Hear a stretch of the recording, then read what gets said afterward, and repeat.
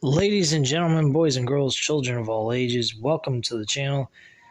It's World of Wrestling here today to discuss about WWE Smackdown from May 12th, 2023 review. Went ahead and watched the show Friday night, didn't have an opportunity to yet go ahead and actually do the review, but I did watch the show live Friday night. It was okay. I liked what they did with Roman Reigns and the Usos. I'll go over that once we get to that point. But there are some things that it was a little too predictable in my personal opinion. I think that the tournament, which is not much of a tournament at all. I mean, you're talking about triple threat matches, then an actual one-on-one match for the finals on each brand. I particularly think that it's all forced. It's not really exactly what I would call an actual attempt to push for a legitimate tournament. And I don't think Night of Champions is going to be all that exciting, to be perfectly honest with you guys. There's not a whole lot to look forward to. I mean, we're looking at Sami Zayn and Kevin Owens defending the tag team titles against Roman Reigns and Solo Sikoa, so Roman Reigns won't be defending the World Heavyweight titles at all. And, I mean, all we're going to be looking at is Seth Rollins and AJ Styles going at it over the World Heavyweight Championship at Night of Champions, which we know for the fact that Seth Rollins will win.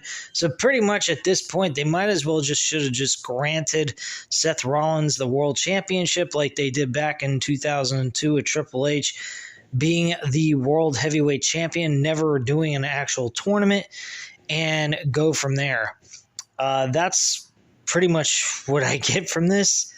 So, I mean, it really is sad, honestly, the way this tournament's treated. It could have been fun. We had like 2 weeks to build.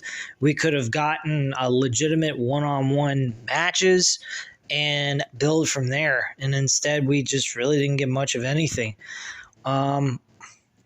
So again, like I said, I'm not exactly excited this Night of Champions show.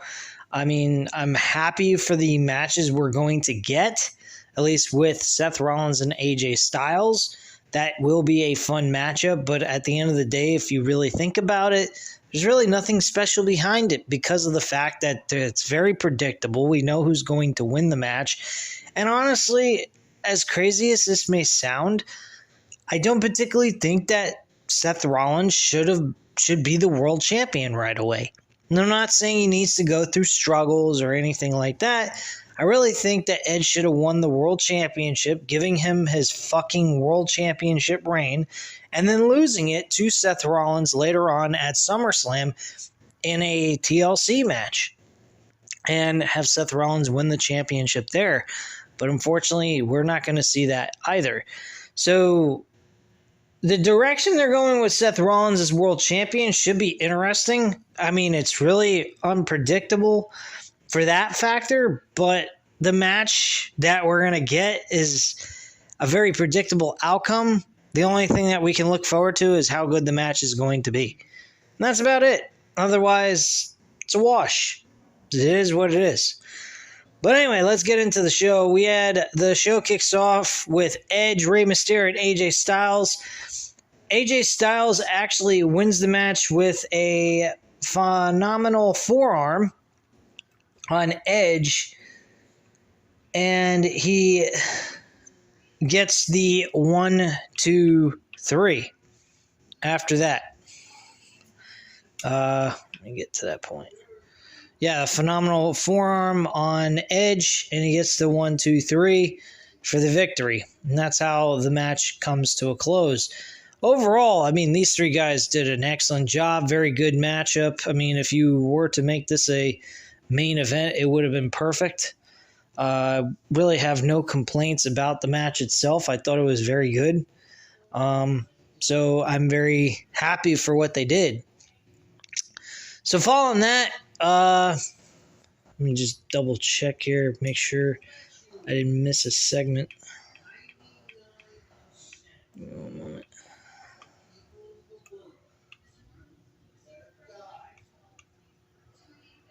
Hold on one moment. I'm getting there. Give me a sec.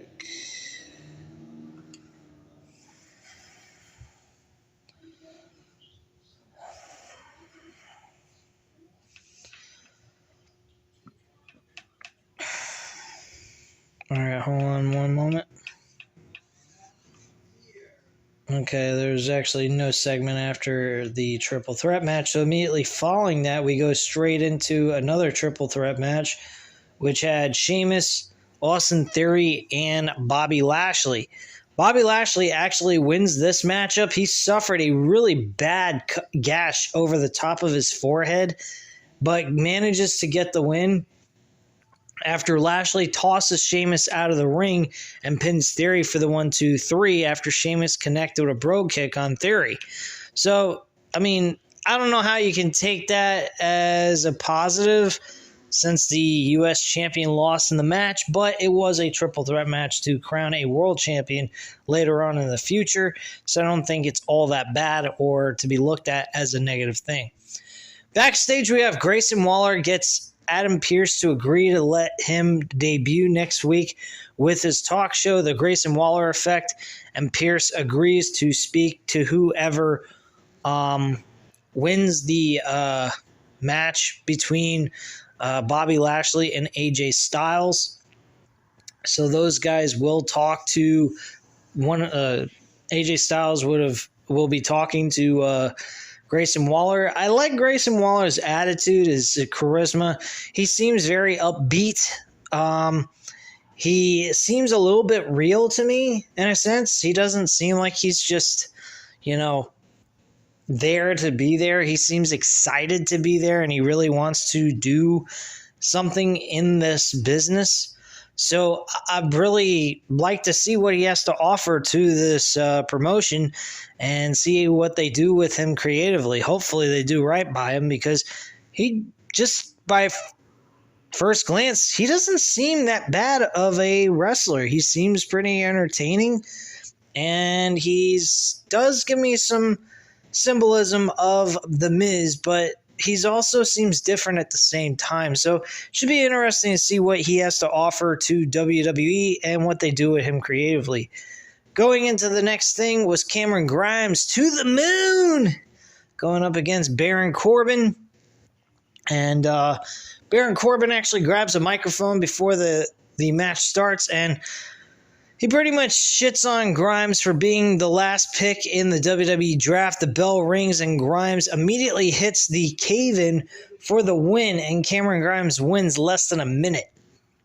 I mean, he beat him in almost record time. I think about 10 seconds it took him, and everybody was really, really off of their rockers with that match. I honestly do not fucking care, truthfully, about Baron Corbin. And that was an easy victory. Hopefully Cameron Grimes is utilized in a sense of maybe I'd love to see Cameron Grimes challenge the U.S. Championship against Austin Theory. I think those two would have an excellent match for Night of Champions if Cameron Grimes is willing to go to Saudi Arabia. So I'd be okay with that matchup being made and maybe build a story out of it, or just have a one-off match. I don't expect Cameron Grimes to win the U.S. Championship from Austin Theory, but just to see him actually get a U.S. Championship match right out of the gate would present to the crowd that WWE is very interested in him and value him very much, and just have Cameron Grimes go over in a very close matchup and end up losing at the end of the day. I think that would be the best thing for Cameron Grimes to start off on the right foot. So we have a Bloodline in-ring segment. Reigns tells the crowd to acknowledge him. Reigns says that that's what greatness garners. It garners respect. Reigns says there is only one royal family in wrestling. The men in the ring are the only ones who have the main evented both nights of WrestleMania. At Backlash, when he wasn't even there, someone had to step up. Who was it? It was Solo Sikoa. Sikoa swims like a shark. If there is ever a problem, Sikoa handles it. Reigns puts Sikoa over for handling the Matt Riddle problem, which, by the way, he's in severe trouble recently with some video that leaked out on social media of his ding-dong hanging out. So he's got some more hot water he's in with WWE, which I don't blame them, especially after what he has failed 2 drug tests in the last couple of months. So it is what it is. Sikoa mentions Kevin Owens and Sami Zayn, and Reigns says Zayn and Owens aren't the problems. The problem is Sikoa's brothers, the Usos. Reigns notes there was no way they were going to lose in the main event of WrestleMania, and they weren't going to talk about it. They dedicated the rematch they begged for to him. He isn't even a tag team wrestler. They have Hall of Fame tag team in their family. The Usos disrespected the bloodline. Reigns demands Jimmy and Jay to apologize. Jimmy laughs. Reigns mushes Jimmy in the face for laughing. Now Reigns isn't Jimmy's clown. Jimmy bows up at Reigns, but Jay steps in the way and apologizes. The crowd showers them with boos, and Jay says if Reigns gives them one more shot, they will bring the tag team titles back to the bloodline. Reigns says they are right. The tag team titles will be coming back to the bloodline. Reigns tells Paul Heyman to fill them in. Heyman says that they flexed all their muscles and the titles will be coming back to the bloodline. Owens and Zayn will defend the tag team titles at Night of Champions against Solo Sikoa and Roman Reigns. Reigns dedicates their victory and their tag team title reign to the greatest tag team of all time, Afia and Sika, the Wild Samoans. Reigns turns and looks at Jimmy and Jay after that announcement. So the Usos are on the outside looking in. They're not officially disbanded from the bloodline yet, but they're getting there. And I think eventually this will lead to Jey Uso finally standing up and fucking over Roman Reigns out of his world championships. Just my viewpoint on this. So we go backstage. Bayley hints that Io Sky losing at Backlash was her fault, but not because she cost her the match, but because she pushed Sky before she was ready. Tonight, she is going to win the tag team titles with Dakota Kai. Backstage, Jimmy and Jay walk in on Cruz del Toro and Jaquan Wild and Zelina Vega. The Usos are upset because the LWO are laughing. Santos Escobar and Rey Mysterio walk in. Escobar jokes that Jimmy and Jay are upset because their tribal chief doesn't love them anymore, and the Usos storm off. We get the women's tag team title match. Raquel Rodriguez and Liv Morgan against Damage Control. Had Dakota Kai and Bayley challenging for these tag team titles. Raquel Rodriguez and Liv Morgan win the matchup by a roll-up pinfall. The whole entire Damage Control concept is dead.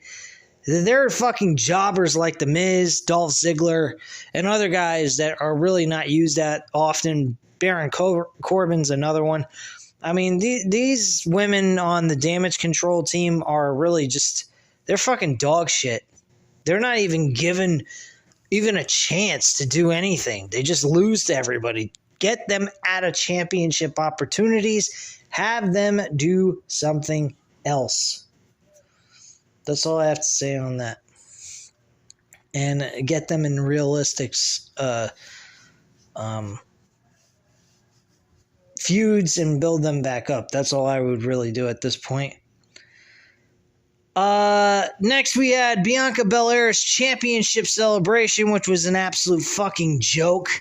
We had Asuka come down acting as if she's going to celebrate with her, and in reality, Asuka just spits in her eyes the mist and she's blinded, screaming that she's in utter pain and agony with burning sensation in her eyes, and Asuka dances around the ring and celebrates. What a fucking waste of time. Do we really need to revert back to this bullshit? Honestly, this is so fucking stupid. And they go backstage and they're still going ahead and dealing with that bullshit. The whole thing's fucking retarded. The women's division on both Raw and SmackDown are absolutely terrible. I think the only thing out of all of this is Zoe Stark. So that's about the only thing right now I'm actually interested in women's wrestling in WWE. That's sad. And Zoe Stark didn't even have a major debut. She didn't go up against a big name. She went against Nikki Cross. Nikki Cross has not been utilized in a big fashion for a very long time. And, you know, to see her actually have a 5-10 minute match somewhere in that range, I mean, was okay. I thought it was all right. Zoe Stark, though, I hope they continue to push her because she could really do some good things for that division. She's a new face, a new name to the main roster, and to people that don't follow NXT, I think that would be very helpful to them. And I think they're doing the right thing. I think next week we should see Zoe Stark on Raw having another match with somebody else. Whether it's an enhancement talent, whether it's Dana Brooke, have her go up against anybody. I don't give a shit. I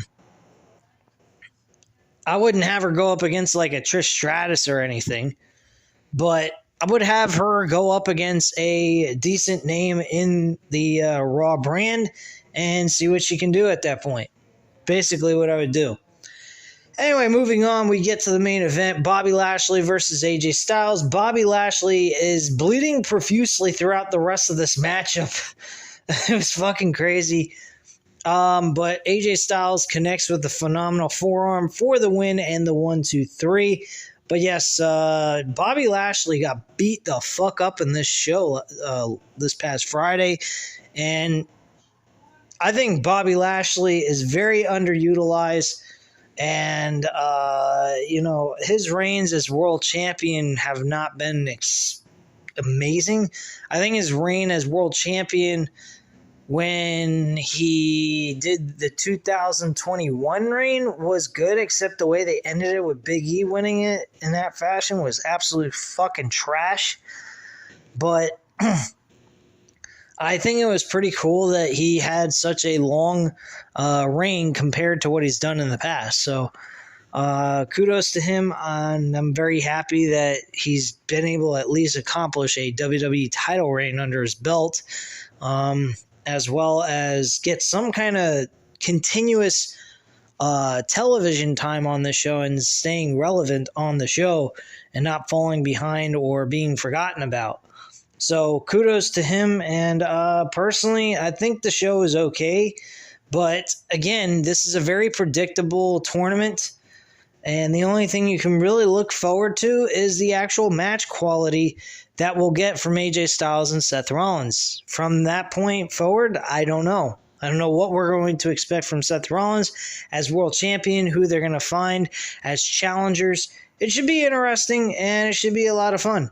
So hopefully we'll get something good out of it and something positive, because honestly, what's there to be positive about with WWE content? AEW, different scenario. We get these, situations where it's more about creative, but booking-wise, when it comes to matches, they're fucking fun as shit to watch. We just need more story to it. That's about it. But WWE, they dumb down their wrestling too, and just repetitive matches over and over again every single week. It's just really boring, and it feels like as if it's not cared about anyway. So anyway, guys, I hope you enjoyed the review. If you did, please go ahead, hit the like button, hit the subscribe button if you're not already subscribed to the channel, and leave a comment down below. I'll definitely get back to you on that. Thank you guys very much for watching. Have a great night, guys. Bye.